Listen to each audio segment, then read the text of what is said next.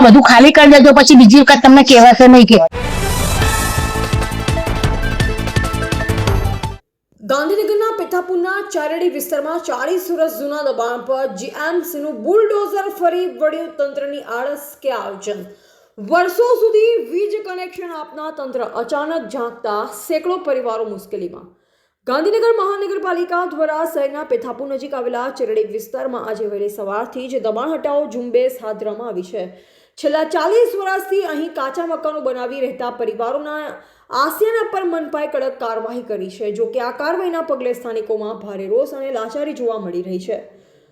Notice બાદ demolition. મળતી માહિતી મુજબ ચરડી વિસ્તારમાં સરકારી જમીન પર થયેલ દબાણ હટાવવા માટે મનપા દ્વારા અગાઉ નોટિસ આપવામાં આવી. આજે મનપાની ટીમે અમુક મકાનો તોડી પાડ્યા અને વિસ્તારની બોર્ડર લાઇન નક્કી કરવા કામગીરી હાથ ધરી.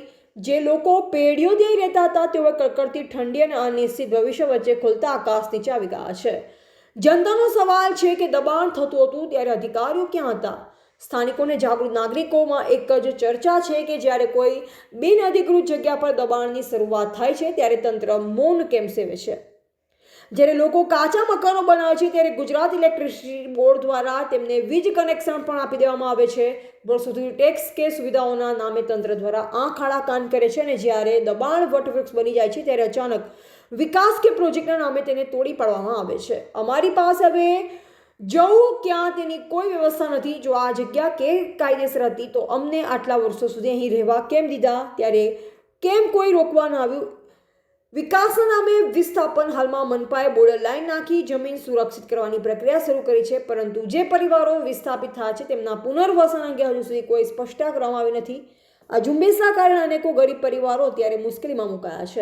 મારે તો આ બધું તોડી નાખ્યું. ઘર હતી એ મારું ઘર તોડી નાખ્યું. કોને તોડી નાખ્યું? આ દબન ખાતા.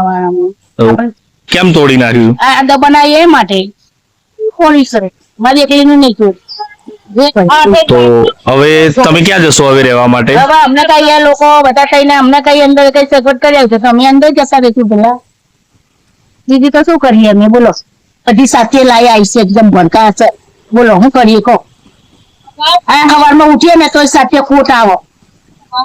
આટલા બધા જો તમને નથી જોઈ છે એટલે બધા જો એટલે બધું આવી કે અમારા ગરીબ માનવની બધી આવી છે બાપા. બીજું તો શું કરીએ? આ તો સરકાર લોકોની એટલી મહેરબાની હતી તે આટલા દાદા રહેતા કરતા હતા, પણ હવે અત્યારે બધું આવું થઈ ગયું અને બધું પાડતોડ થઈ ગયું. બોલો હવે જેના બાલ બચ્ચા લઈને ક્યાં જઈએ? નાના નાના ઠંડીના તેમના. તમને પહેલા કોઈ નોટિસ આપવામાં આવી હતી ખાલી કરવા માટે? નોટિસ તો આપી હતી. કેટલા દિવસ પહેલા આપવામાં આવી હતી? હા, એ પહેલા આપી હતી. પછી અમને વચ્ચે બી સાહેબો લોકો આવ્યા હતા ને તો અમને વચ્ચે બી આવી ગયા હતા. રાતના આવ્યા હતા બધા આખા સાપરામાં બધા અમને રાતના આવીને આપી ગયા હતા કે આ બધું ખાલી કરી દેજો, પછી બીજી વખત તમને કહેવાશે નહીં કે.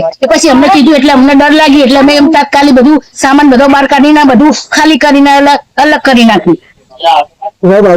કેટલા વર્ષથી રહો છો તમે અહીંયા? આમાં તો 40-45 વર્ષ થઈ ગયા. ભાઈને ખબર છે, પૂછો. મારે નાના નાના બાલ બચ્ચા લઈને હું આવી હતી.